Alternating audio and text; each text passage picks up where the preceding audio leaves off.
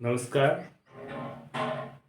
आज एक बार फिर संधि बिंदु को लेकर के आगे चर्चा करने के लिए मैं इस वीडियो के साथ आपके समक्ष उपस्थित हूँ। तो हम पीछे जो कुछ भी पढ़ चुके हैं उसको साथ जोड़ते हुए हम आगे बात करते हैं। हम जब संधि पढ़ रहे थे तो मैंने आपको ये बताया था कि संधि में क्या होता है, दो वर्णों का मेल, दो वर्णों का मेल। और संधि के मुख्यतः मैंने तीन भेद बताए थे आपको। कौन कौन से? स्वर संधि,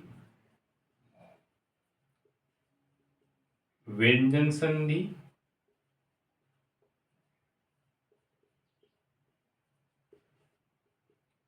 और विसर्ग संधि। जो तीसरा और भेद था वो है विसर्ग संधि।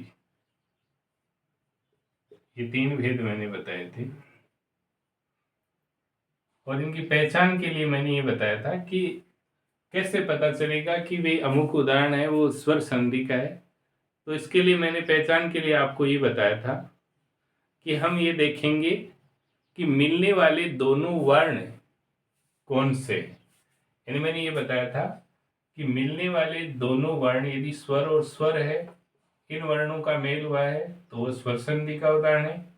यदि व्यंजन वर्ण के बाद स्वर या व्यंजन में से किसी एक का मेल होता है तो वहां, यानी व्यंजन वर्ण के बाद में स्वर वर्ण का मेल हो रहा है तो भी व्यंजन संधि, और व्यंजन वर्ण के बाद में व्यंजन वर्ण का मेल हो रहा है तो भी व्यंजन संधि। और विसर्ग के बाद स्वर या व्यंजन आने से जो परिवर्तन होता है तब विसर्ग संधि होती है। यानी विसर्ग आ गया, एक और विसर्ग है, दूसरी ओर यानी जो दूसरा शब्द है उसका प्रथम वर्ण स्वर या व्यंजन है, उसके आने से जो विकार उत्पन्न होता है उसे हम विसर्ग संधि के नाम से जानते हैं। आज मैं एक नई बात आपको बता रहा हूँ, प्रतियोगी परीक्षाओं के हिसाब से भी और सामान्य जानकारी के हिसाब से, कि स्वर संधि को ही अच संधि के नाम से जानते हैं। स्वर संधि का दूसरा नाम क्या है? अच संधि। तो एक तो हम ये जानकारी प्राप्त करेंगे इस वीडियो में कि भाई स्वर संधि को अच संधि के नाम से क्यों जानते हैं।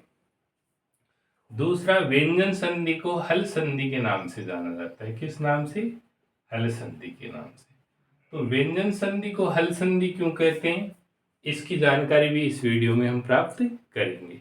यदि आप वीडियो ध्यान से देखेंगे और समझने का प्रयास करेंगे तो मैं समझता हूँ निश्चित रूप से ये आपको समझ में आने वाला है और निश्चित रूप से आप आसानी से क्या है इस बात को समझ पाएंगे कि भाई स्वर संधि को अच संधि क्यों कहा जाता है, व्यंजन संधि को हल संधि क्यों कहा जाता है। देखो, जो पाणिनि की व्याकरण की मैं चर्चा कर रहा था उसमें 14 माहेश्वर सूत्र है। 14 माहेश्वर सूत्र है।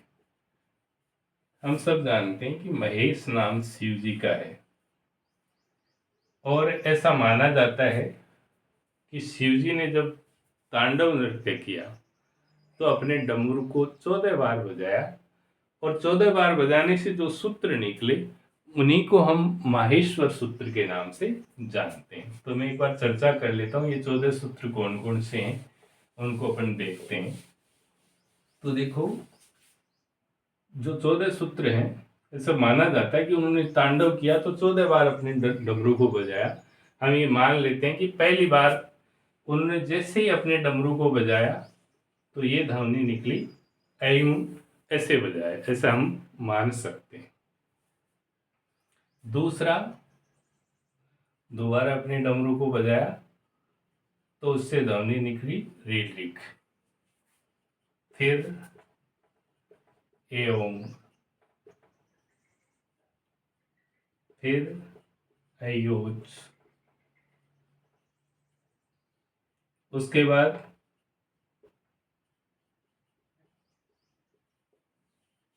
हयवरट, उसके बाद लण, उसके बाद ये मैं ङे, ये मैं ङे, णे ने मैं। उसके बाद जब ये, उसके बाद घड़ धस, उसके बाद जब गड़ दस,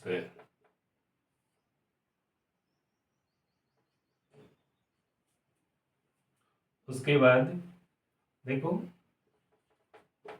ख फ छ ठ थ च ट त व, और उसके बाद कपे,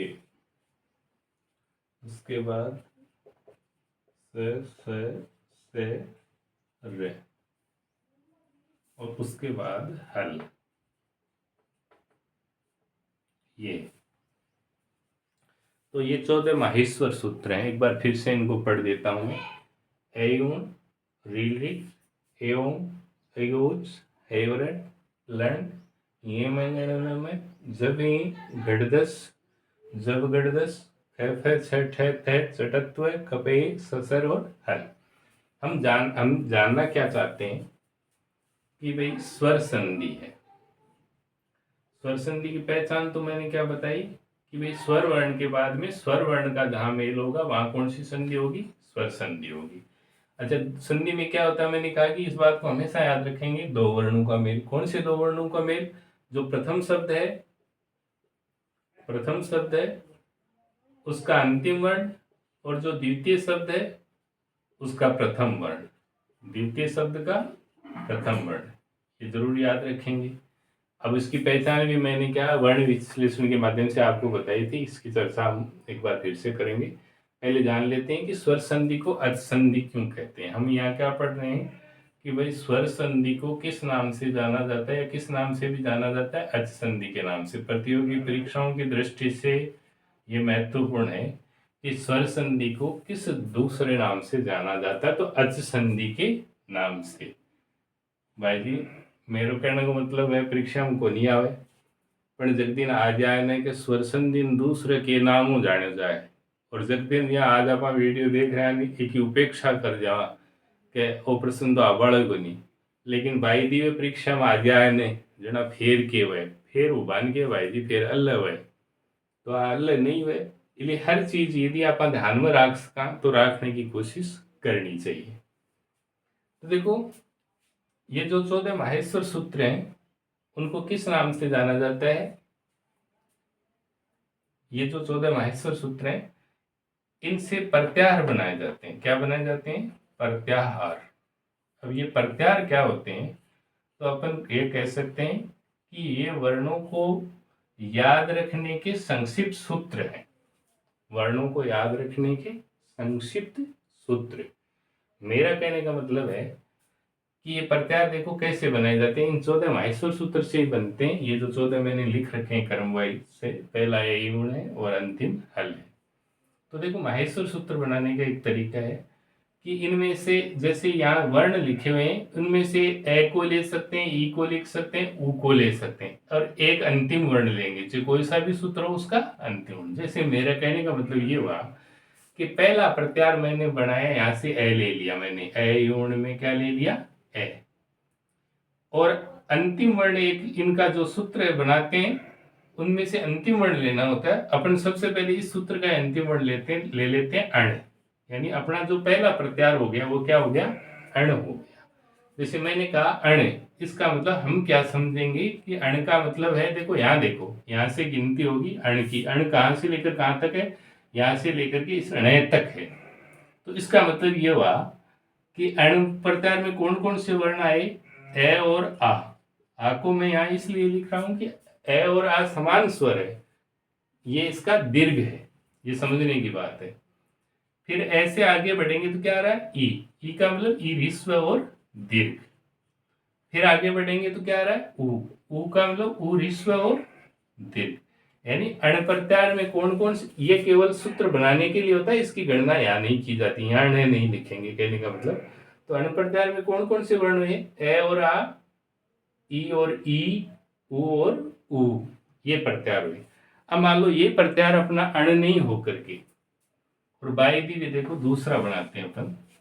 मान लो हमने यहां से इस सूत्र का ए लिया, क्या लिया, ए लिया, और फिर अपन ने ण नहीं लिख करके इस सूत्र का अंतिम वर्ण क लिख दिया, तो अब अपना प्रत्यार क्या हो गया, अक हो गया।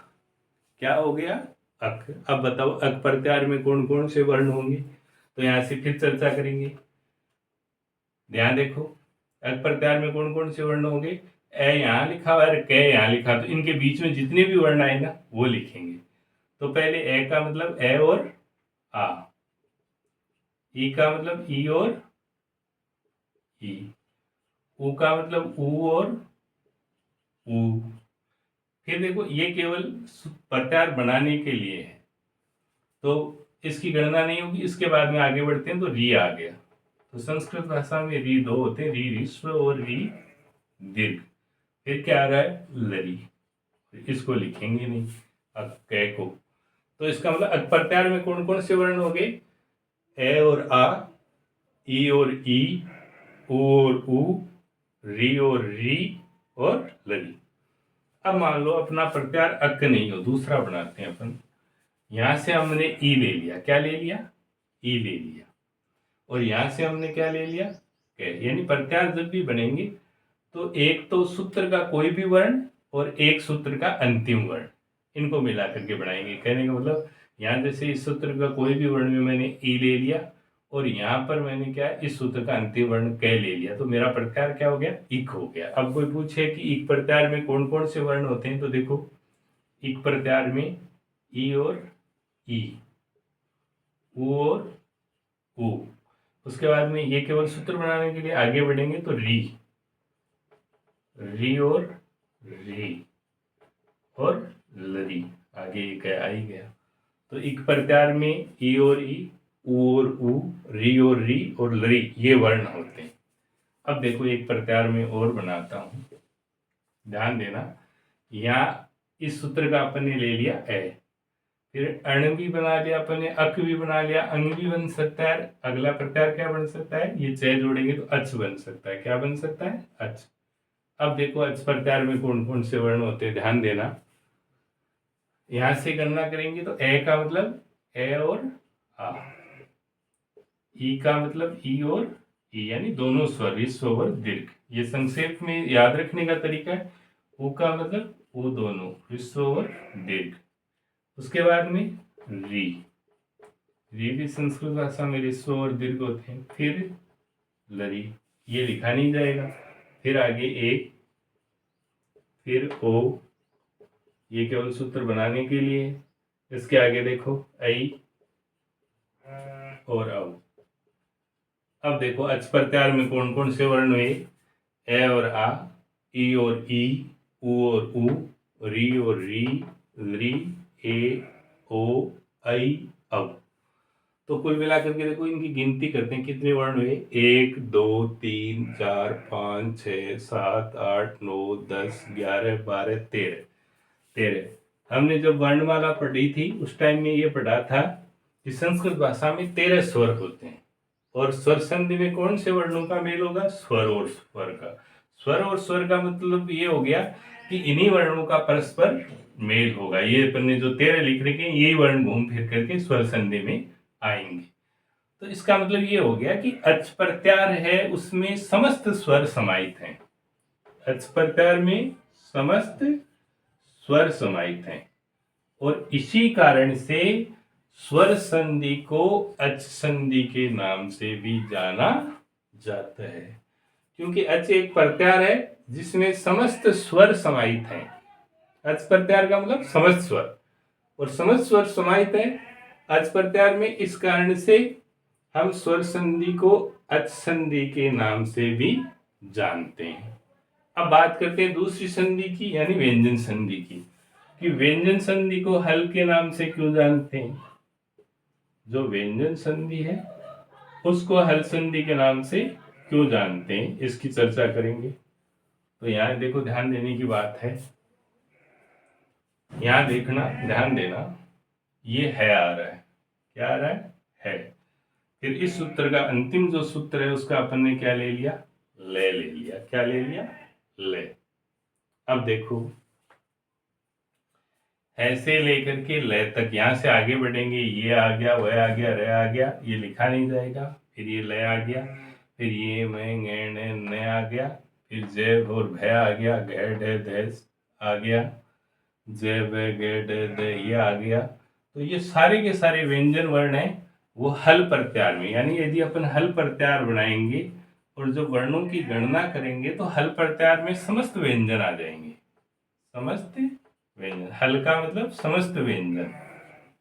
तो समस्त व्यंजन है वो हल प्रकार के अंतर्गत आते हैं, इसलिए व्यंजन संधि को हल संधि के नाम से भी जाना जाता है। तो दो बातें ध्यान में रखनी है कि स्वर संधि को अच संधि के नाम से भी जाना जाता है और व्यंजन संधि को हल संधि के नाम से भी जाना जाता है।